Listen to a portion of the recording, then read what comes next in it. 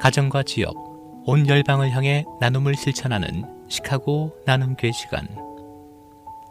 이 시간에는 시카고 나눔교회를 담임하시는 김영문 목사님의 말씀입니다.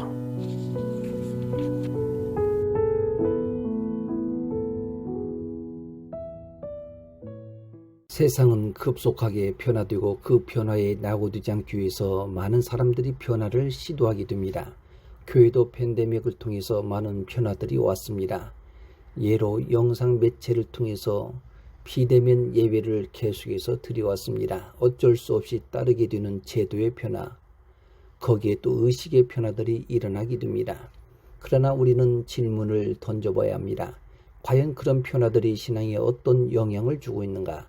긍정적인 영향인가? 부정적인 영향을 주고 있는가? 신앙의 부정적인 영향이라고 하면 그 문제를 극복하기 위해서 얼마나 우리는 몸부림을 치고 있는지, 아니면 현실에 순응하며 살아가고 있는지를 생각을 해봐야 합니다. 종교 개혁자들은 이런 문제를 가지고 중세부터 지금까지 교회 개혁을 해왔습니다. 이런 변화를 두려워해서 현실에 안주한다면 교회의 본질과 사명은 잃어버리고 빛과 소금의 역할을 외면하며 살 때가 많이 있습니다. 성경에도 기득권과 전통을 지키는 바리새인들은 변화를 요구하는 예수님을 부정하고 결국 십자가의 못을 받게 합니다. 버려야 될 옛 습관, 옛 체질을 바꾸지 않으면 영적인 퇴보를 가져옵니다. 예수님의 성전 개혁은 의식과 예전 중심이 아니고 말씀 중심으로 개혁을 하셨습니다. 루터의 종교 개혁은 예전 중심이 된 성화라든지 각종 성상 그림들을 다 제거해버렸습니다. 만약에 교회가 끊임없이 세상을 선도하지 못하고 어떤 의식이라든지 제도 내부적인 문제로 묶여 있다면, 또한 자신의 공동체만의 유익을 위한다면 세상에 희망을 줄 수가 없습니다. 먼저 각자가 하나님의 사람으로 변화하는 체질로 바꿔야 합니다. 사람들이 건강을 위해서 음식 습관을 통해 체질을 바꾸듯이 신앙도 건강하게 바꿔야 합니다. 하루아침에 체질이 바뀌는 것이 아닙니다. 많은 노력과 시간이 필요합니다. 예루살렘 중심의 신앙이 예수님이 말씀하신 이방 선교 중심으로 하는 체질로 바뀌는데 넘어야 될 장벽을 또 뛰어넘어야 합니다. 결국 기독교 박해로 흩어짐으로 이방 땅에 복음이 전해지고 처음으로 이방 땅에 수리아 안디옥 교회가 세워집니다. 안디옥 교회는 예루살렘 교회 공동체와 전혀 다르게 예수님의 선교 명령을 우선으로 순종하는 이방 선교 체질로 세워진 교회였습니다. 제도나 전통, 건물이 아닌 주님 말씀에 우선을 두었습니다. 말씀을 통해서 영원히 살고 순종의 삶으로 나가는 것입니다. 저희 시카고 나눔교회가 10년 전에 나눔이라고 하는 교회 이름으로 시작할 때 바로 성경에 나와 있는 수리 안디옥 교회를 롤모델로 예수님의 선교 명령에 순종하기 위해서 출발을 했습니다. 많은 선교의 장벽과 고비들 속에서 지역과 온 민족을 위해서 기도할 수 있도록 인도해 주신 또 하나님께 영광을 돌립니다. 겸허하게 이런 질문을 던져봅니다. 누구를 위한 선교인가? 무엇 때문에 선교를 해야 되는가? 선교는 예수님의 마음을 품고 사랑을 실천해야 합니다. 그 사랑의 복음은 지역을 초월해야 합니다. 민족과 문화를 초월해야 합니다. 편견된 지역이라든지 민족에 국한한다면 잘못된 선교라고 볼 수 있습니다. 예수님의 하나님 나라 운동은 예루살렘, 유대, 사마리아 땅끝을 동시적으로 관심을 가졌습니다. 하나님의 나라 운동은 순종을 통해서 이루어집니다. 순종한 만큼 이루어집니다. 순종은 믿음으로 하게 됩니다. 베드로가 하나님 말씀에 순종하여 요빠 이방집에 들어간 것을 가지고 할례자 유대인들이 비난을 합니다. 그때 베드로가 당당하게 외칩니다. 주 예수 그리스도를 믿을 때에 주신 선물을 저 이방인들에게도 주셨으니 내가 누구이길래 하나님을 능히 막을 수 있겠느냐. 하나님께서 이방인에게도 생명 얻는 회개를 주셨도다. 그렇습니다. 하나님의 일을 인간이 막지를 못합니다. 주님이 이방 선교에 대해서 말씀했지만 사람들이 별 관심이 없었습니다. 환난 때문에 이방 선교가 구체적으로 시작된 것입니다. 그때 스데반 일로 일어난 환난으로 말미암아 흩어진 자들이 베니게와 쿠브르와 안디옥까지 이르러 처음에는 유대인에게 말씀을 전하다가 그 중에 쿠브르와 쿠레네 몇 사람이 안디옥에 이르러 헬라인에게도 주 예수를 전파하게 됩니다.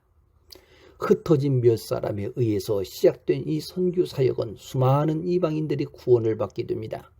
몇 사람이 생명을 걸고 복음을 전했습니다.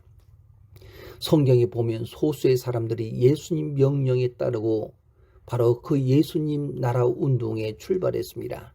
많은 재정을 비축해서 선교한 것이 아닙니다. 선교는 사명으로 감당을 해야 합니다. 오늘날 수많은 우리의 믿음의 선배들이 바로 이 순종의 그 사명을 가지고 하나님의 일을 감당하게 된 것을 볼 수가 있습니다. 몇 사람에 의해서 바로 이방 선교가 이루어진 겁니다. 온 세계가 바로 복음이 전해지게 된 겁니다. 수많은 사람들이 죽게 돌아옵니다. 교회나 성도가 본래 사명을 상실한다면 교회는 쓸모없는 골동품에 불과합니다. 사명인은 언제나 희생도 따라야 합니다. 교회 가치가 예배를 드리는 건물 사이즈가 얼마나 크고 화려하느냐 달려있지 않습니다. 하나님 앞에서 이 일을 어찌할꼬 회개하며 성령 충만을 받고 주님이 함께하는 자가 얼마나 있느냐가 중요합니다. 바울이 위대한 사도가 된 것은 이름도 빛도 없이 섬겼던 동력자들이 있습니다. 브리스길라와 아골라, 오네시모, 두교, 누디와 같은 수많은 그런 일꾼들이 있습니다. 고린도전서 16장 18절에 보면 바울이 그런 고백을 합니다. 나와 너희 마음을 시원케 하였으니 그러므로 너희는 이런 사람들을 알아주라. 선교 체질로 바뀌려면 성령이 또한 민감하고 행동으로 옮길 때 가능합니다. 예루살렘 교회가 이 사람들의 소문을 듣고 바나바를 안디옥까지 파송을 하게 됩니다. 바나바는 하나님의 은혜를 보고 기뻐하며 모든 사람에게 굳건한 마음으로 주와 함께 머물러 있으라고 권면합니다. 예루살렘 교회는 이방 땅 안디옥에 예수 믿는 자들이 많이 있는 것을 보고 바나바를 파송하기로 결정한 것입니다. 당시 이방 선교는 전통적인 신앙으로 이해할 수가 없지만 성령의 감동과 순종으로 이방 땅에 바나바를 파송했습니다. 선교는 가든지 보내는 것입니다. 기도를 보내고 물질을 보내야 합니다. 수리 안디옥 교회, 바로 이 신생교회는 자신의 공동체 중심을 넘어서서 이웃과 세상에 관심을 갖게 됩니다.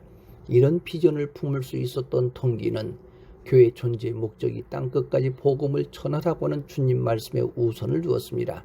수리아 안디옥에 가보니 소문대로 성령이 역사하는 하나님의 은혜가 있습니다. 그것을 보고 바나바는 모든 사람에게 굳건한 마음으로 주와 함께 머물러 있으라고 권면한 것입니다. 수리아 안디옥교는 분명한 목적과 뜻을 가지고 앞으로 닥쳐올 문제들을 능히 극복해 나가도록 바나바는 권면한 것입니다. 바나바는 누구입니까? 바나바는 착한 사람이요 성령과 믿음이 충만한 사람이라고 했습니다. 착하다고 하는 말은 존경받는 인품이라는 뜻입니다. 영적으로 성령과 믿음이 충만했습니다. 충만은 물이 넘칠 정도로 내면적 아름다운 신앙을 삶을 통해서 위쪽으로 온전히 흘러보내는 행동을 말합니다. 삶을 통하여 예수 그리스도를 드러내야 합니다. 하나님 나라 운동은 또한 연합이 필요합니다. 바나바 혼자 하나님의 일을 이루지 않았습니다. 바나바가 사울을 찾으러 다소에 가서 만나고 수리아 안디옥에 데리고 와서 둘이 교회 1년간 모여 큰 무리를 가르치는 제자 훈련을 했습니다. 헬라파 유대인들이 사울을 죽이려고 했을 때 형제들이 그를 가이사라로 데리고 가서 멀리 떨어져 있는 사울의 고향 다소로 보낸 겁니다. 그 이후 사울은 바나바가 찾아올 때까지 오랫동안 7, 8년 동안 다소에 머물면서 수리아와 또 길리기아 지방에 복음을 전한 것 같습니다. 바나바는 사울이 하나님으로부터 이방인의 사도로 부름받았다는 사실을 알기 때문에 그를 데리고 와서 함께 팀 사역을 하고 모범적인 성도 교회로 선교의 기초 전초 기지로 세워져 나가게 됐습니다. 그래서 처음으로 그리스도인이라고는 말을 사용하게 된 겁니다. 그리스도인은 그리스도에게 속한 자들, 그리스도의 종들을 말하고 있습니다. 이들이 훗날 바울의 동역자들이 되었습니다. 특히 바나바 이름은 시간이 흘러가면서 뒷전에 나오고 항상 바울이라고 하는 이름이 앞에 나옵니다. 성령 충만한 바나바는 바울을 세워주고 또 자신은 뒤로 물러나는 아름다운 미덕을 또 보여줍니다. 하나님 나라 운동은 육신을 건강한 체질로 바꾸듯이 신앙도 건전하게 건강한 선교 체질로 바꿔야 합니다. 하나님 나라에 관심을 갖는 체질로 바꿔야 합니다.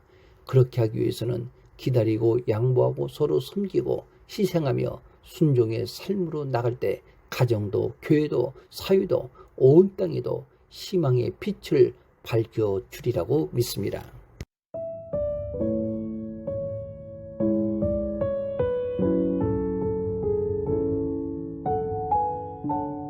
가정과 지역, 온 열방을 향해 나눔을 실천하는 시카고 나눔교회 시간.